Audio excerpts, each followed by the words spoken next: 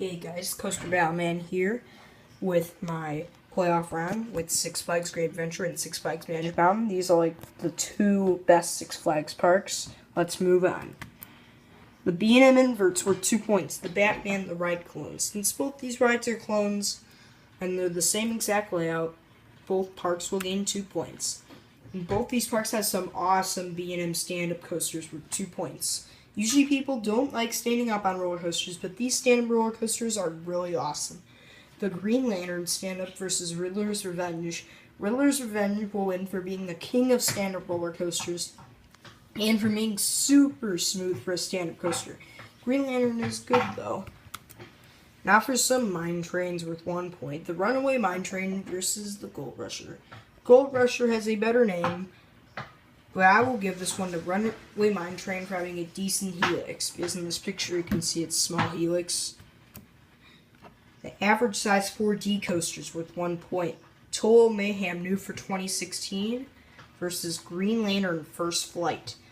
Total Mayhem will win for being an S&S 4D coaster, and Intamin 4D coasters aren't nearly as good as S&S 4D coasters. Now for some kids coasters at the park worth 1 point. Currently, I'm going to say which park has more kids coasters. This is to make the video shorter. It's Roadrunner Railway and Blackbeard's Lost Treasure Train at Six Flags Great Adventure, which Blackbeard's Lost Treasure Train has a giant capacity, and Canyon Blaster, Magic Flyer, Roadrunner Express, and Hot Rod Racers. 2 awesome themed coasters and 2 not so good kids coasters. Magic Mountain will gain the point for having twice as many kid coasters as Great Adventure. Unfortunately, one of the kids coasters at Magic Mountain's maximum height in inches to ride is 54 inches, which kind of stinks.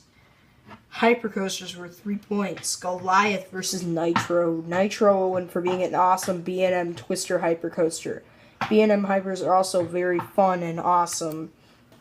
Now for some 400 feet launch coasters worth 3 points. These are like the two tallest in the park. Superman Escape from Krypton versus King Dakar.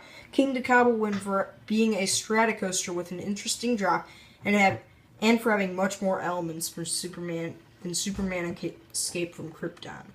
Now for some B&M floorless coasters worth 2 points, which both parks have. Scream versus Bizarro. Bizarro will win for being one of the best floorless coasters out there and for having some awesome theming. Now for some flying coasters worth 3 points. Tatsu versus Superman Ultimate Flight. Tatsu will win these points for being the king of flying coasters, sort of like Riddler's Revenge with the king of the B&M stand-ups. But Tatsu's the king of the B&M flying coasters and all flying coasters, and uses the terrain to its advantage, and it has an original layout, unlike Superman. Now for some Woodies worth 3 points. These are the only wooden coasters in the park. Apocalypse versus El Toro. Both rides are good, but I'll give this one to El Toro for being super tall for a wooden coaster and having some very insane airtime.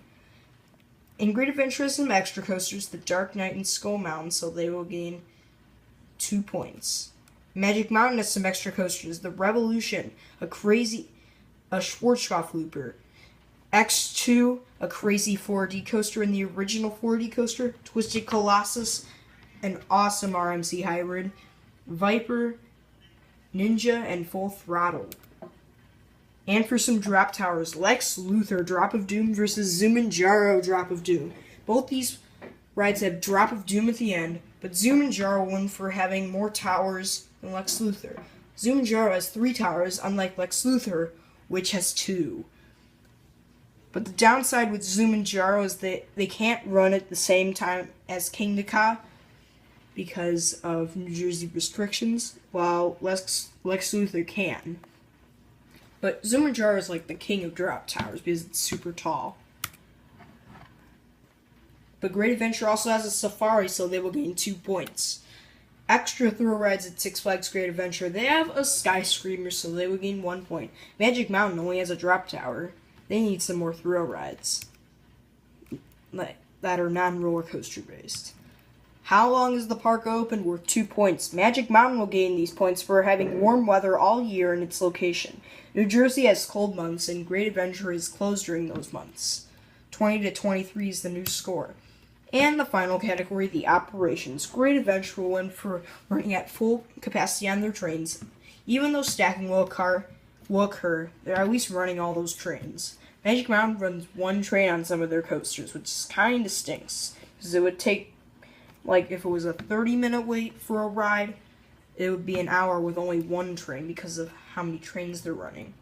And winning by 5 points is, and also going in to the finals of this tournament, is Six Flags Great Adventure. Congratulations, you beat Six Flags Magic Mountain by 5.